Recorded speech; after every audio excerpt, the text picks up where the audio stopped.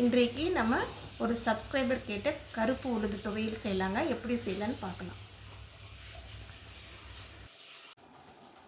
இன்றைக்கி உளுந்து துவையல் பார்க்க போகிறோங்க. தேவையான பொருட்கள்: ஒரு 10 காஞ்சி மிளகாய், 1 டீஸ்பூன் தனியா, 1/2 டீஸ்பூன் சீரகம், 1/2 கப்பு உளுத்தம்பருப்பு, தோலோடு சேர்த்த உளுத்தம்பருப்புங்க, ஒரு மீடியம் சைஸ் வெங்காயம், 2 ஈர்க்க கருவேப்பிலை, கோலி சைஸ் புளி, வெந்நீர் போட்டு ஊற வச்சுருக்கோம். கடாய் சூடாகிடுச்சுங்க. 1 ஸ்பூன் தனியா சேர்த்துக்கலாம், 1/2 ஸ்பூன் சீரகம் சேர்த்துக்கலாம். அடுப்பை லோ ஃப்ளேமில் வச்சு சீரகம் தனியா மணம் வர வரைக்கும் வறுத்துக்கலாம். தனியா சீரகம் வறுபட்டடிச்சு இப்போ தட்டுக்கு மாற்றி ஆற வச்சுக்கலாம். இப்போ 2 டேபிள் ஸ்பூன் எண்ணெயை சேர்த்துக்கலாம். இப்போ இந்த காஞ்சி மிளகாவை 2ஆக உடச்சிட்டு சேர்த்துக்கலாங்க. உங்கள் காரத்துக்கு ஏற்ற அளவு நீங்கள் சேர்த்துக்கோங்க. இந்த மிளகாய் காரம் ரொம்ப குறைவாக இருக்குது. லோ ஃப்ளேமில் வறுத்துக்கலாங்க. மிளகாய் வறுப்பட்ட உடனே கொஞ்சமாக ஒரு ஈர்க்க கருவேப்பிலை சேர்த்துட்டு தட்டுக்கு மாற்றி ஆற வச்சுக்கலாம்.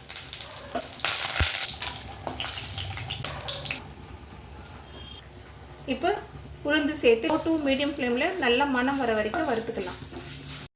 கை விடாமல் கலந்துக்கிட்டே வறுத்துக்கலாங்க. அப்போ தான் நம்மளுக்கு சமமாக வறுப்படும்.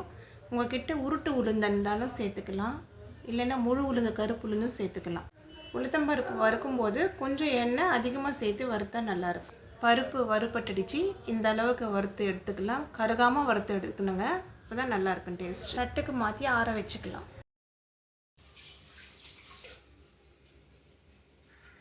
இப்போ மிக்ஸி ஜாரில் தனியா சீரகம் மிளகாய் சேர்த்துக்கலாங்க.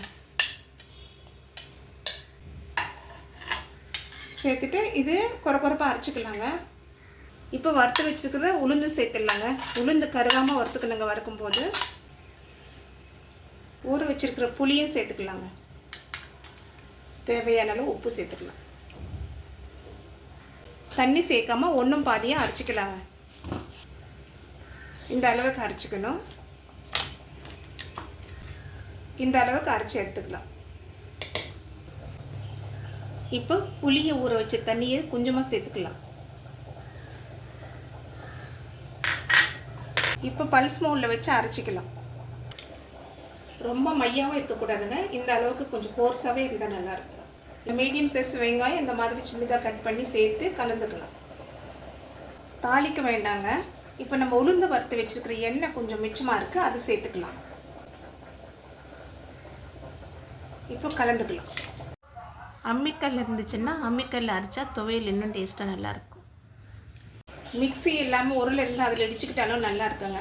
சாதத்தோட நெய் போட்டு சாப்பிட்டா டேஸ்ட்டு நல்லாயிருக்கும். வெங்காயம் சேர்க்கறதுனால சீக்கிரமாக கெட்டுடுங்க. அதனால் ஒரு நாள் வச்சுட்டு சாப்பிட்றலாம்.